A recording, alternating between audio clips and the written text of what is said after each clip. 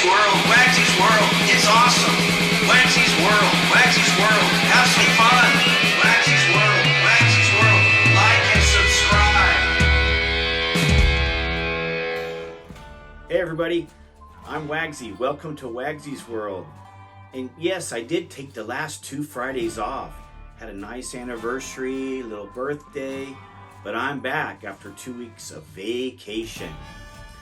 And today we're going to do what makes John Wayne great. Now, not Marion Morrison, John Wayne. John Wayne's real name, Marion Morrison. We're not going to talk about him off screen. We're going to talk about what made the persona, the larger-than-life character, John Wayne, great. I'm going to talk about his on-screen success, and which most people in Hollywood, fellow actors, directors, didn't like him off-screen. They consider him very super far right, which in some cases he was, but he was not really well liked outside of his work, his job. Most of the actors and directors will say that they admired his success, his hard work. He always knew his lines. When he was directing films, he had a vision of how he wanted things to look. He created a great persona and hero named John Wayne. So let's go back to John Wayne. He was born in Iowa, and his nickname Duke, not the Duke, just simply Duke, came at an early age because he had a dog named Duke and he carried it wherever he went. So the local people started referring to him as, when he was a kid, as Duke. One of the iconic figures in the golden era of Hollywood, definitely. Now, as a young man, he was a great athlete on the debate team, class president.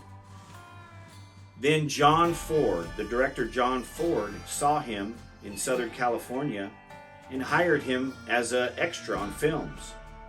Partly because John Ford was friends with the football coach at USC. So that's kind of how his film career got kicked off, was through John Ford, based on football. Now, he had primarily bit roles until 1930, and he had his first starring role in The Big Trail. He did tons of westerns, a lot of them fairly mediocre. In all, John Wayne made 179 movies, and he was a top box office draw for 30 years. Now, John Wayne, of course, was instrumental in the success of the western genre. You know, I kind of think that the western genre of the, I guess, 40s, 50s, 60s, somewhere in there, they were responsible for the template of the action movies, what became the action movies in the late 70s and even till this day. I think the westerns were the action movies and the action stars of early film. Now, as I mentioned, critics and fellow actors did not really think much of him off stage, off camera. And even in films, they regard him as not the greatest actor, but he had such a presence, such a swagger. You know, his style, even in the way he walked, the way he talked, it was different. And at 6'4", he was an imposing figure on the big screen. Basically, he was a ready-made American hero that they took and cultivated that with him. It is said that John Wayne personified the nation's perception of a frontier hero and the frontier heritage. He personified that on film. And that's kind of what the public was hungry for at that time. Now, John Wayne tried to get in the military twice and was rejected both times. The second rejection was because the studio and John Ford got involved. He was so important to their business, they did not want him going off to war, as they say.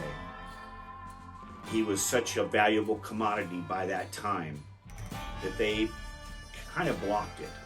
And that always was a great cause of pain for John Wayne, because in that era, in that time, fighting for your country was a privilege.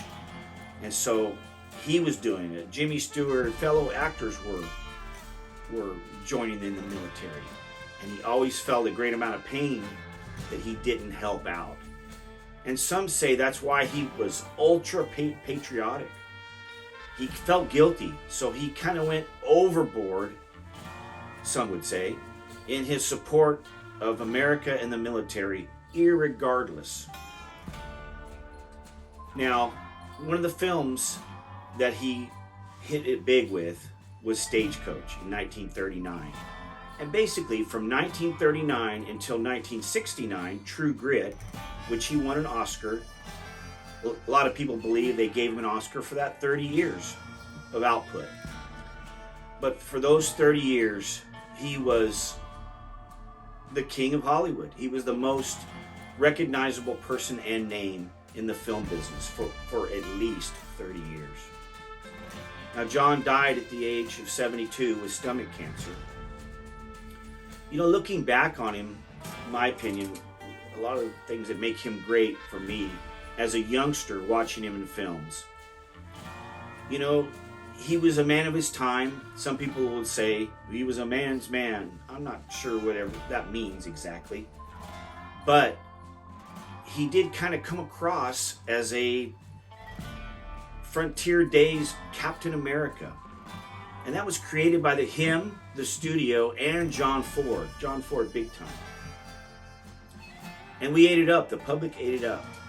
You know, for me, he was a great Hollywood star. And I think for his era, he also tried to be a great American. And for many, he was that symbol.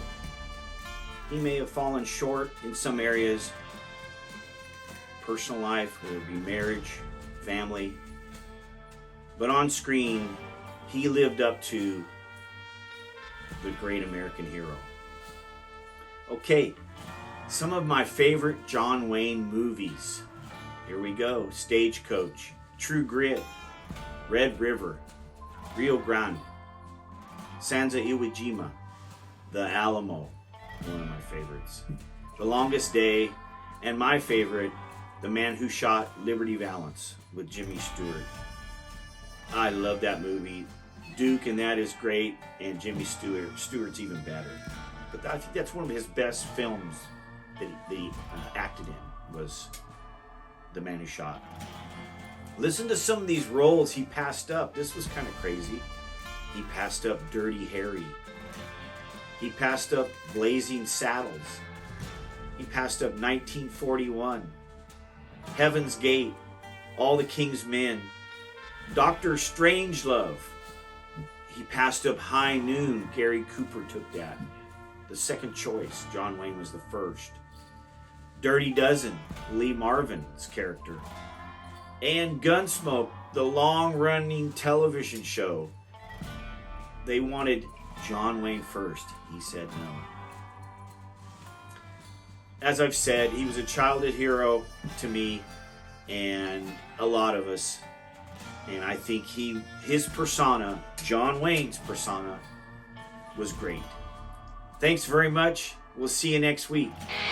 WAGSY'S World, WAGSY'S World.